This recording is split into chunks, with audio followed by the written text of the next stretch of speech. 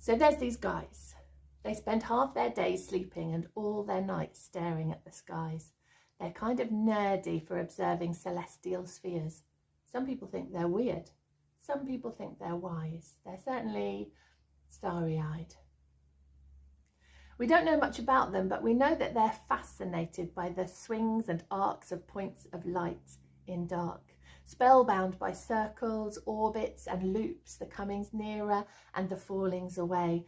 And they're deep into reading some kind of meaning into these invitingly predictable far-off dance steps. And oh, calendars. They really love calendars.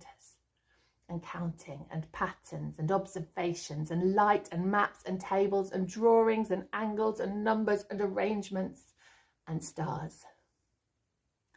You could call them astrologers, astronomers, seekers, scientists, magicians, artists, or priests.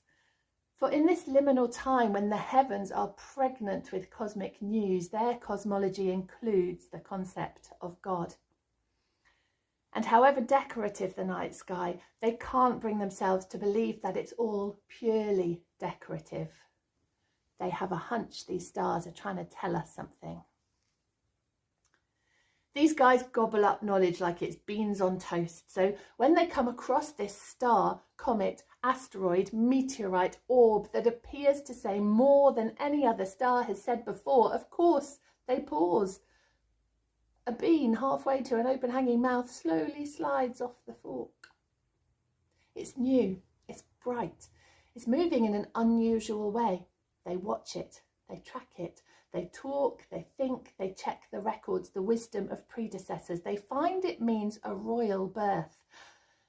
Do they start making commemorative mugs? No. They do the wisest thing they can think of. They put every single egg they can possibly find into one enormous basket, strap it on a camel and start packing. What do you think you'll find exactly? Says a sceptical neighbour. Someone extraordinary. Well, probably a king. Probably, scoffs the neighbour. Have you thought this through? Spending your energy piling supplies for a possible king in a supernova's disguise, is that wise? And what will you bring home? A lock of his hair?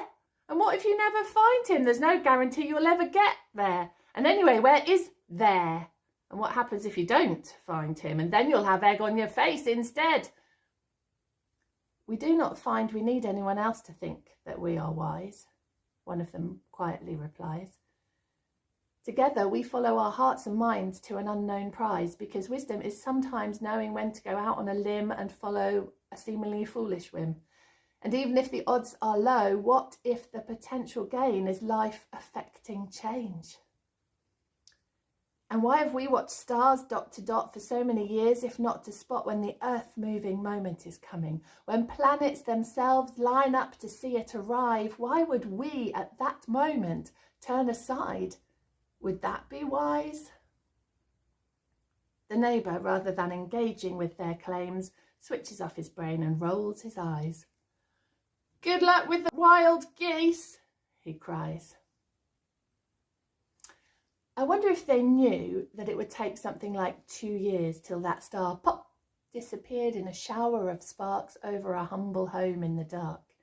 Curtains twitching all around, camels in the courtyard dwarfing the donkeys, swishes of silk, velvet murmurs, funny foreign hats, saddle-sore backsides and sack-wrapped gifts. Children sneaking through doorways, sniffing the pungent scent, extending a skinny arm to stroke a plush hem. Waking parents quickly wary. Did you hear something, Mary? Knowing now that their child is not just any. And what's that fragrance? Yet far from understanding the full implications, they go to the door. And these men, in their wisest moment, with a confidence surpassing their earthly knowledge, rising from who knows where in a searching soul, say, "We saw his star in the east and we've come to worship him." Worship, venerate, revere, adore, honour, esteem, acknowledge, cherish, praise, respect, bless, smile upon, gaze at. And Mary, who doesn't have a GCSE to her name but is learning wisdom through motherhood, can't explain but starts to understand. She brings the napping toddler, who she'll soon have to whisk away, fleeing under the stifle of a night where she'll pray for absent stars to let her pass unseen, sees their authenticity and shows them Jesus. She watches as they kneel, lay down their status, wealth, learning, wisdom, hopes, dreams, glory, and everything they know at his chubby feet in worship. From wishing on a star to meeting the star maker and stargazing.